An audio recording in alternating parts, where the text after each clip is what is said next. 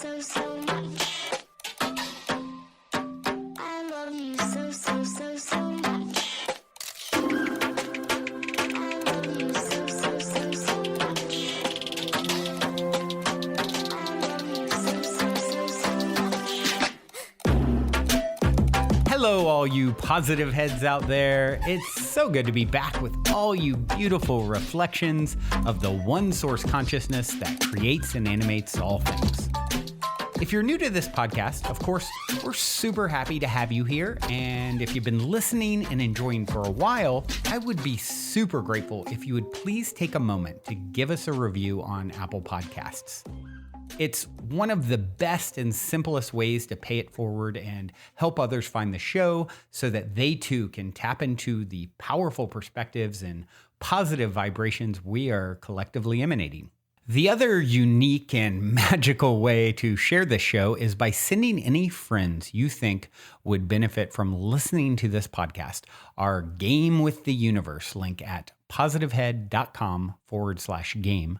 Also listed in the show notes, which will serve them up a quote-unquote random episode when they click it. Just instruct them before clicking the link to close their eyes for a moment and sincerely ask the universe to cue up the episode that contains the insight and perspectives that they most need to hear at this point in their life journey, and then click to listen to whatever episode is synchronistically served up to them.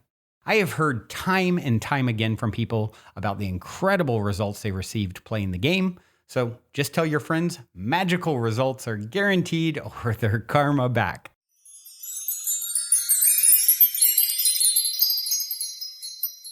All right, all you positive heads, welcome one and all. I am super grateful you've joined me on this magical today.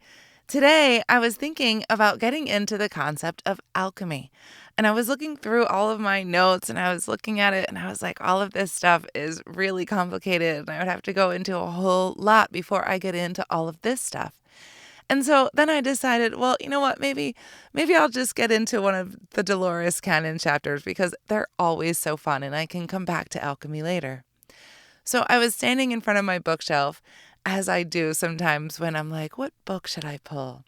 And the book that stood out to me was not a Dolores Cannon book at all. It's a book called Dreamwork for the Soul by Rosemary Ellen Guiley. And this is a book that I bought years and years ago, probably in the late 90s. And I looked and it was actually written in 1998, or that's when it was released. And I couldn't have gotten this book any later than the year 2000 because this was one of the earliest books that I picked up. One of the earliest things I got into along my journey is dreaming, because the dreams are windows into our soul. They are connection to our subconscious self. Dreams are a way that our subconscious is speaking to us and trying to tell us all these different messages through symbolic ways. And so I got into dreams and examining dreams pretty early on in life. And I love this book. And so I picked it up and I thought, well, let's look through it. I haven't picked it up in quite some time. And what do you know? One of the first chapters that stood out to me, and it's chapter 3, it's called Inner Alchemy.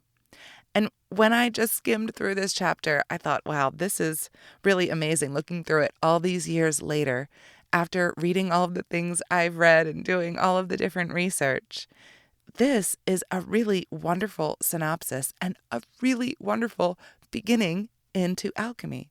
And so I thought I would get into this chapter today, which is chapter 3 called Inner Alchemy of Dreamwork for the Soul by Rosemary Ellen Guiley.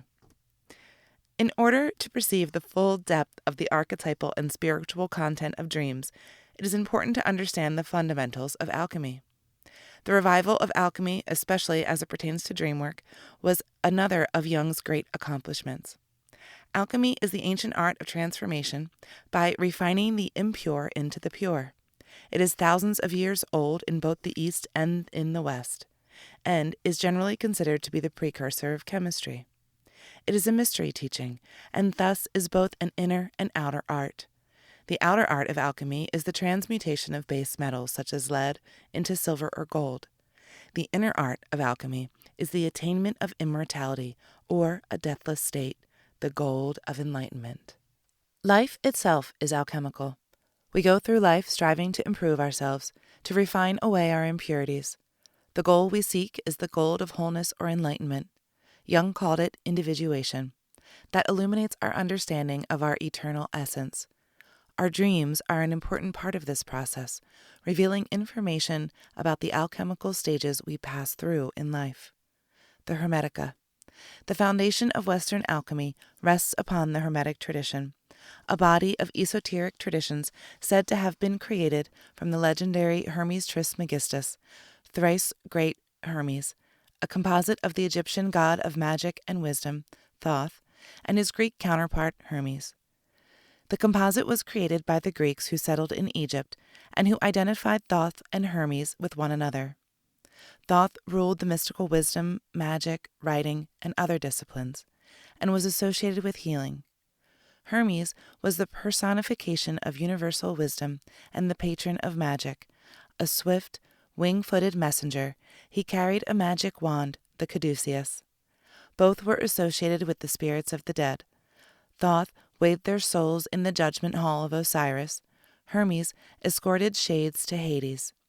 Both were credited with writing the sacred books of science, healing, philosophy, magic, and law, and revealing the wisdom to mankind. Thrice greatest refers to Hermes Trismegistus as the greatest of all philosophers, the greatest of all kings, and the greatest of all priests. According to the legend, he was a mythical king who reigned for 3,226 years.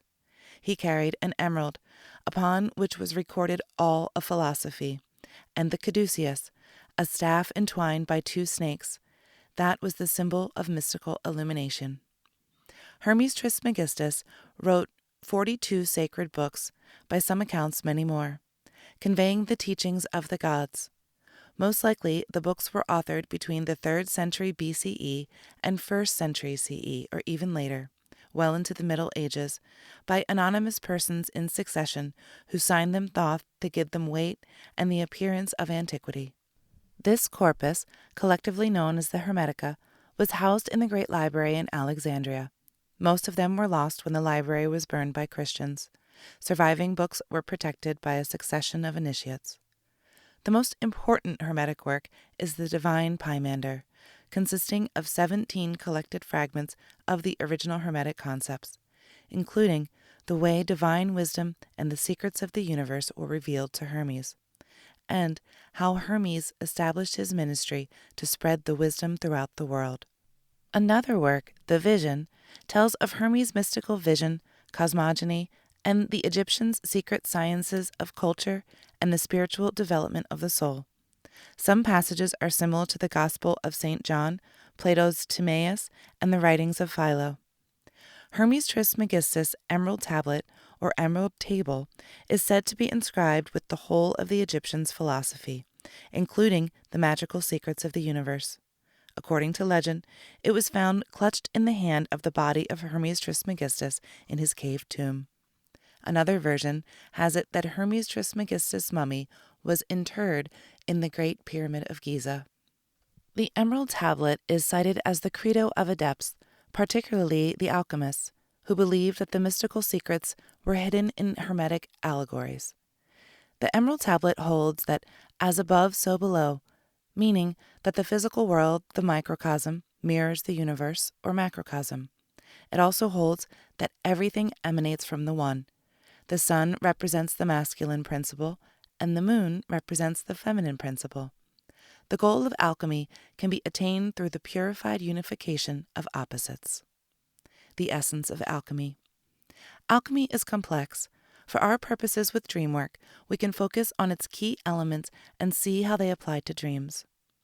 The process of alchemy is called the Great Work, or work. The alchemist strives to create a philosopher's stone, a mysterious substance never precisely defined, and created with equally mysterious chemical procedures. The philosopher's stone enables the transformation of base metals into silver or gold to take place. It is also called the lapis, not to be confused with the semi-precious lapis lazuli, the jewel, and the elixir, among other names.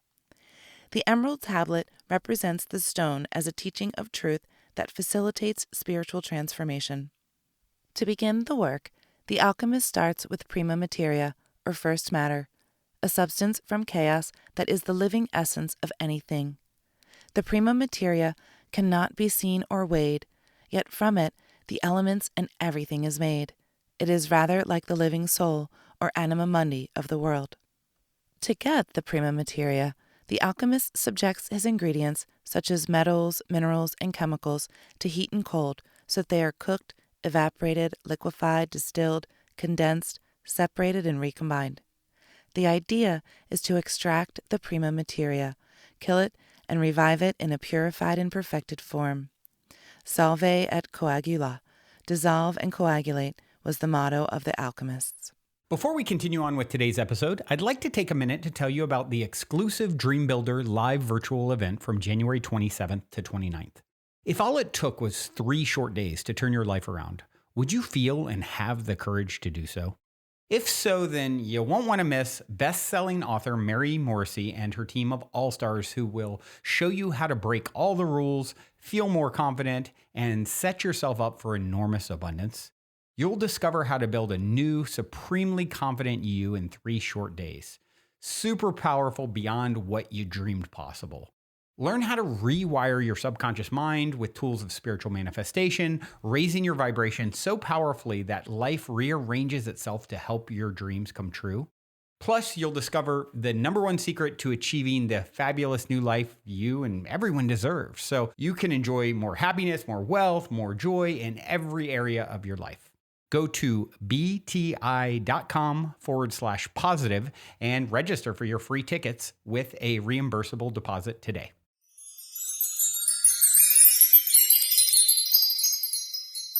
There are 3 key ingredients in the work: salt, sulfur, and mercury. The work is divided into 3 principal stages, though some alchemists describe more. The first stage, called the negredo, blackness, begins the work with disintegration or putrefaction that breaks the ingredients down into their essential components. Through laboratory procedures, components are recombined in different ways. Especially, the alchemists sought to transmute by working with opposites. The second stage, the albedo, whiteness, is the process of refining and purification by washings in various solutions. The third stage, the rubedo, redness, occurs as the work comes to fruition with the philosopher's stone. The work cannot be harried or done impatiently. Medieval alchemists who tried to harry their work were called puffers, because they overused their bellows in the fires of their laboratories. The procedure of going from negredo to rubedo would have to be repeated many times in order for the anima mundi to be released and the philosopher's stone to be created. The alchemists knew that the ability to create silver and gold from base metals was only the outer part of the work. They could not be successful unless they created gold in the inner world. A spiritual philosopher's stone would enable them to transform physically and achieve immortality, thus escaping death. Alchemists did inner work. To help the alchemical uniting of opposites, they had working partners of the opposite sex. Since the alchemists of old invariably were male, their partners were female, usually a wife or sister, who was called the soror mystica, or mystical sister. The work of alchemy traditionally was done in great secrecy, for each alchemist wanted to discover the formula for the philosopher's stone and keep it to himself. Most of the medieval alchemists truly were looking for the secret recipe for making gold, so they could become both wealthy and immortal. Consequently, the language of alchemy was deliberately veiled in order to protect the work. Symbols were used to describe entire procedures and the goals of procedures. For example, opposites were often represented by masculine-feminine correspondences: the sun and the moon, red and white, sulfur and mercury, or king and queen. The hermaphrodite was the unification of opposites. Salt represented the body. Animals represented various characteristics of the work. The rose represented the perfection of the work. Only persons initiated into the secrets of the work could interpret and understand its pictorial language. One famous alchemical text has not a single word of text, the Mutus Liber, or silent book, composed in the 16th century. Bits of high magic and angel magic were woven into alchemy, along with astrology and numbers mysticism. Alchemists also relied heavily upon their dreams, visions, and inspirations for guidance in their work. It was not uncommon for alchemical works to contradict each other or even themselves. Flamel's alchemical dream. One of the most famous stories involving dreams and alchemy concerns Nicholas Flamel, 1330 to 1416, a French scribe turned alchemist. Flamel and his wealthy wife, Pernelle, lived comfortably. He worked as a scribe copying manuscripts. Some likely were alchemical in nature. Flamel wasn't interested in alchemy, however, until he experienced a dream one night. An angel appeared to him and held out a beautiful book of obvious antiquity. The angel said, "Flamel, look at this book. You will not in the least understand it, neither will anyone else. But a day will come when you will see in it something that no one else will see." In the dream, Flamel reached out to take the book, but both it and the angel vanished in a golden cloud. In 1357, Flamel purchased from a vendor a mysterious gilded book that was large, very old, and not made of paper or parchment, but from a thin bark of tender shrubs. Its cover was made of copper and was engraved with strange symbols. Inside, it contained equally strange drawings and a claim that it was authored by Abraham Elazar, or Abraham the Jew, a prince, astrologer, and philosopher. It also delivered curses against anyone who should set his eyes on the book, lest he should be a sacrificer or scribe. Feeling exempt from the curses, Flamel examined the book and determined that it was an alchemical text that told how to transmute metals into gold, so that Jews could pay levies due to the Roman Empire. The secret remained hidden in the drawings, some of which were not accompanied by explanatory text. On every seventh leaf there was an illustration of one of three icons: a caduceus staff with intertwined serpents, a serpent crucified on a cross, or a snake-infested desert with beautiful mountains. Among other drawings was one of the winged Mercury, Hermes, with Saturn holding an hourglass and scythe, and a mountain with a rose, with a blue stalk and red and white flowers, blown in the north wind. Flamel and his wife tried in vain for years to decipher the book. In 1378, Flamel made a pilgrimage to Spain, where he met a converted Jew who conveniently revealed enough secrets to Flamel prior to dying so that Flamel could decipher his book. According to Flamel, by 1382, he and Pernelle had created the Philosopher's Stone and began creating silver and gold. Legend has it that they founded and endowed 14 hospitals, built 3 chapels, made generous gifts to 7 churches, and paid for the repair of numerous church buildings. Flamel kept his secrets. He did commission paintings of some of the drawings from the book as frescoes in an archway he had built in the cemetery of the Holy Innocents in Paris. The paintings symbolized the great secret and were the object of many pilgrimages by alchemists into the 17th and 18th centuries. Pernelle died in 1397. Flamel died on November 22, 1416. He is also said to have died in 1417 or 1418. His house was futilely ransacked by fortune hunters seeking the secrets to transmutation.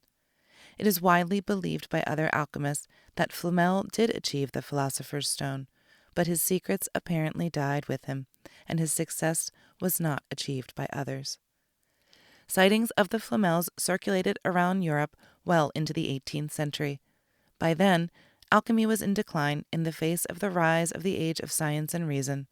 It was discredited as a pseudoscience and remained in obscurity until Jung rediscovered it. The revival of alchemy. Jung had alchemical dreams and visions long before he knew what alchemy was about. Once he became immersed in it, he was able to understand dreams and visions from a new perspective, and he was also able to develop his theories on the personality. In fact, it was alchemy that led to one of his most important concepts, individuation, which is the process of becoming whole. Through our experience in life, we are challenged to integrate pieces of ourselves. Each one of us has a feminine side called the anima and a masculine side called the animus, which must be brought into harmony with each other. In addition, we have the shadow, parts of us that are repressed. Individuation enables us to become conscious of both our smallness and our great uniqueness in the grand scheme of things. And I think that is a really wonderful place to leave off for the day, although there's much more information in this chapter and in this book that I'm sure I'll get back to at another time. But for now, I'm going to leave you with a song for today. This is Caduceus by Drum Spider. Until next time, I love you all.